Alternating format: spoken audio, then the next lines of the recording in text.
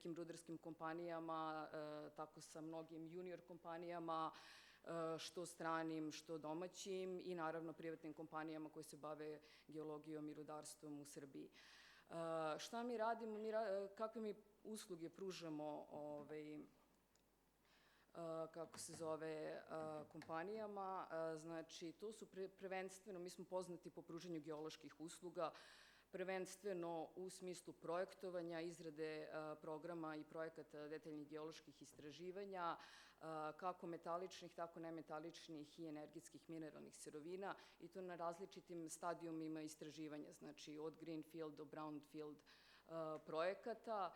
Zatim, vrlo smo poznati po tome da pružamo pomoć i savjetovanje kompanija kada dođu u Srbiju, kada krenu da započnu svoj rad. Mi im često puta pomažemo u davanju saveta, što profesionalnih, što pravnih saveta oko lakšeg ulaženja u proces apliciranja za licence, za istraživanje i eventualno kasnije eksploataciju. I samim tim savjetovanja oko samog sprovođenja tih projekata istraživanja. Projekti istraživanja su različiti, mi radimo baš na puno projekata različitih, što metaličnih, što nemetaličnih, različitim stadijumima i stvarno možemo da se pohvalimo da imamo sjajno iskustvo u projektovanju, u izveštavanju, ali i u evaluaciji tih projekata, a i da kažem, u skorije vreme i samom izvođenju nekih delova, nekih faza projekata. Što se tiče, isto tako smo vrlo iskusni i pružamo usluge nadzora na samim izvođenjem radova, kompanijama koje već imaju svoje ekipe, svoje podizvođače. Mi smo tu da ih, da kažemo, podržimo u tom procesu i ponudimo im usluge stručnog nadzora. Drugo, što se tiče samog izvođenja, mi se ne bavimo velikim izvođenjem u smislu istražnog bušenja i izvođenja nekih većih kapitalnih investicija u istraživanju, ali postali smo, da kažem, ponosni na naš tim koji je sve veći i veći, geologa i geoloških tehničara koje se bave geološkom prospekcijom, kartiranjem, a pogotovo uzorkovanjem na terenu. To je ova u sredini slika naših mladih i vrlo sposobnih geologa i geoloških inženjera i tehničara koji su se stvarno pokazali vrlo odgovorni i uspešni na raznim terenima, raznog tipa, znači od projekata istraživanja metaličnih sirovina do ostalih projekata. Naravno, sve to prati izrada modela ležišta, prikaz rezultata istraživanja na GIS platformama i naravno evaluacija, odnosno proračun rezervi i resursa, znači dobijanje krajnjeg, da kažemo, našeg geološkog produkta. Imamo iskustva i u projektovanju u rudarstvu i u zaštiti životne sredine. U poslednje vreme smo postali vrlo aktivni na izvođenju samih radova, na ispitivanju stanja životne sredine i uticaja raznoraznih činioca, kao izradi studija o samom stanju. A naš, da kažemo, kruna našeg, da kažem, rada i finalni, da kažemo, produkt, da kažemo, koji možemo da iznesemo na kraju određenog posla su naravno izveštaji koji su u najvećem slučaju urađeni u skladu sa zakonskom regulativom Republike Srbije i znači koje se upućuju znači prema zakonu Ministarstvu rudarstva i energetike, ali isto tako možemo da se pohvalimo i sa našim mogućnosti izveštavanja u skladu sa svetskim standardima i načinima izveštavanja u skladu znači sa PERkom i JORKom standardima i znači u skladu sa 43101.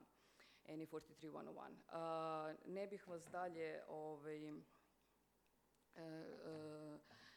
zadržavala oko usluge Janter grupe, svi vi znate, možete da nam se obratite.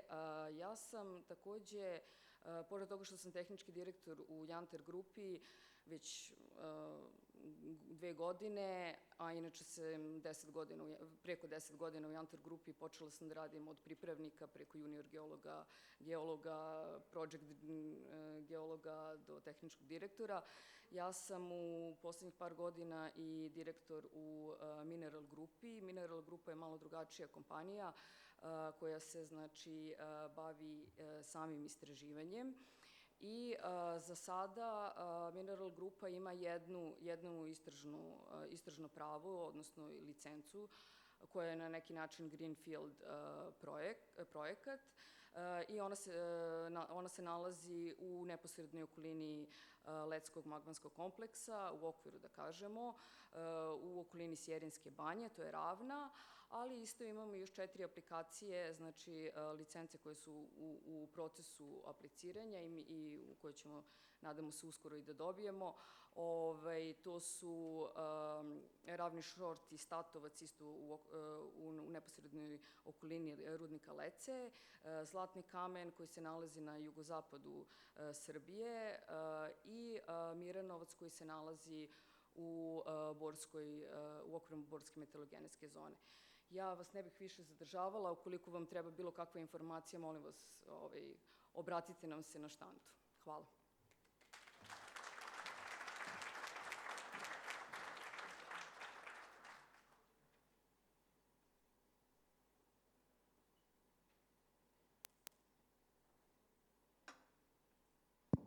Okay, we're ready to go now. So thank you to our 4 panelists for sharing the experience of their companies and giving us a big picture of what they do. As I mentioned at the beginning of this panel, I wanted to get now into a discussion around women's leadership in mining. And I'm going to give a bit of an introduction to kind of set the stage for the conversation that we're then going to have. So there has been a lot of research done, as I was saying earlier, around the economic benefits of reducing gender inequality. One study has shown that when you count all the women who are not working, it has a significant impact on GDP of the country and of the planet as a whole. So when more women work, economies grow. And so this one study has shown that we could add $12 trillion to global GDP by the year 2025 if we narrowed the gender gap significantly. That's the size of the current GDP of Japan, Germany, and the UK combined. That's a lot of money.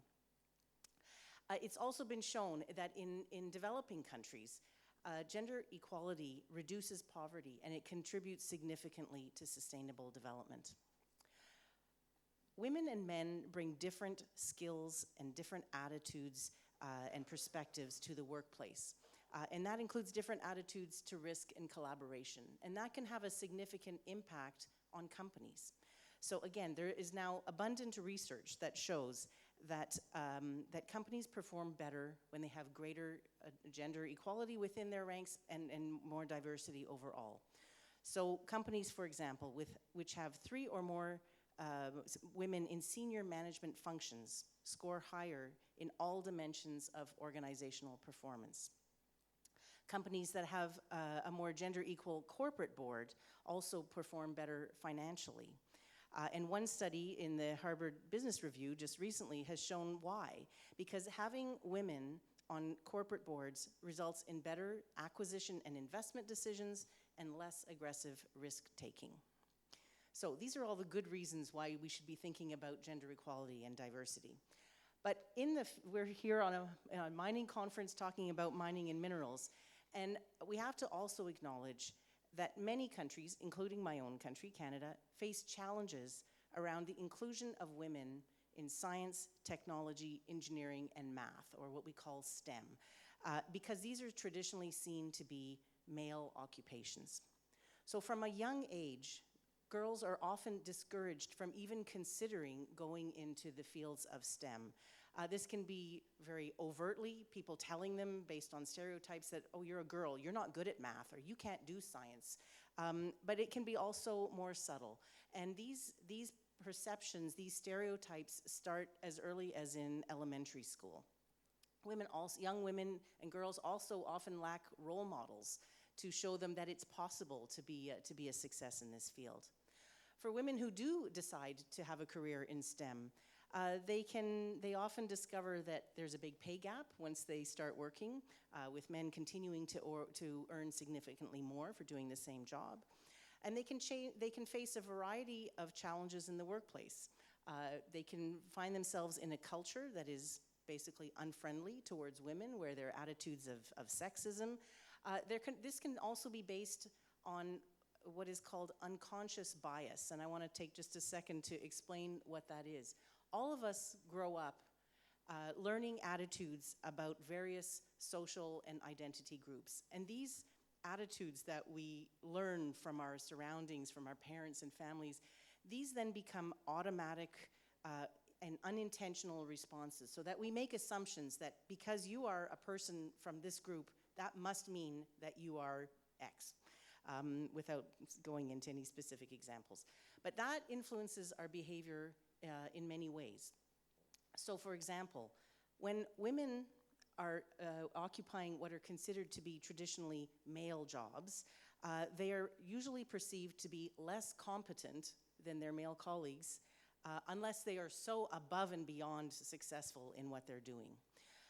And when a woman is successful and is clearly competent in a male, again, quote-unquote male job, she's also considered to be less likable.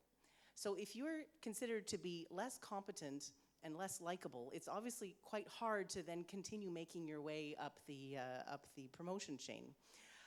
So we have before us today 4 professional women who have just demonstrated through their presentations their knowledge and expertise in this field. And I want to now get into a discussion about their successes and challenges.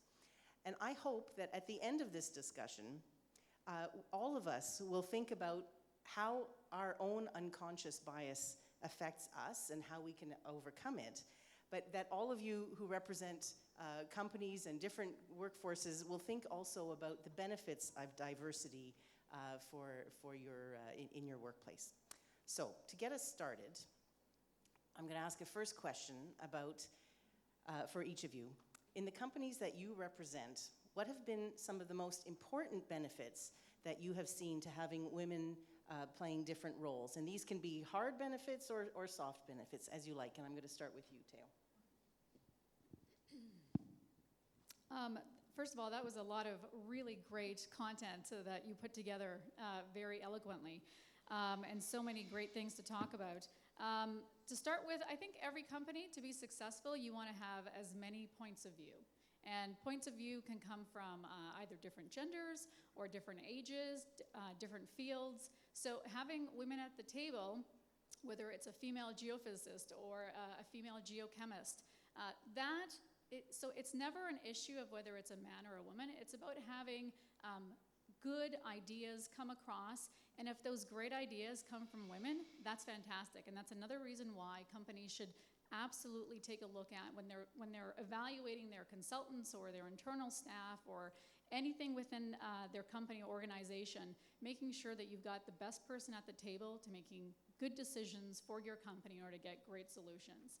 And that I think is the biggest benefit. And so in Mandorro, we have female geologists, we have a female geophysicist, we have a female geoscientist. Now, obviously not everybody is full-time, but we've selected them because of their expertise, and they are fantastic additions to our team.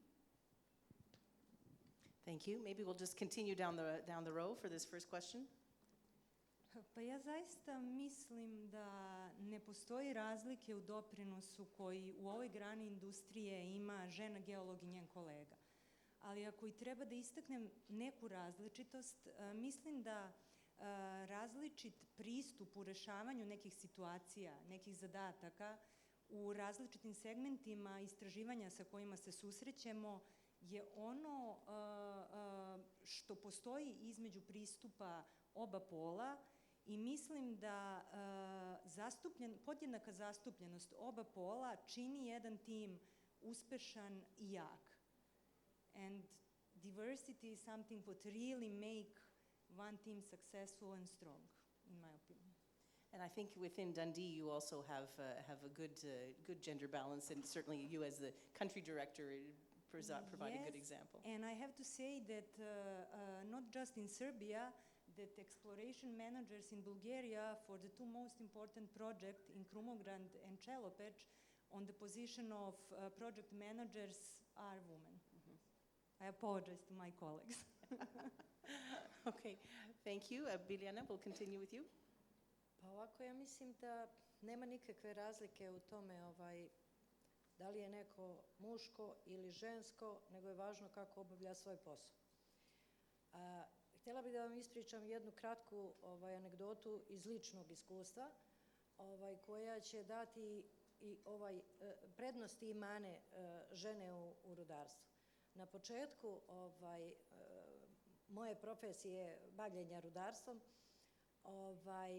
imali smo neke pregovore, trebali smo da imamo pregovore sa jednim podizvođačem.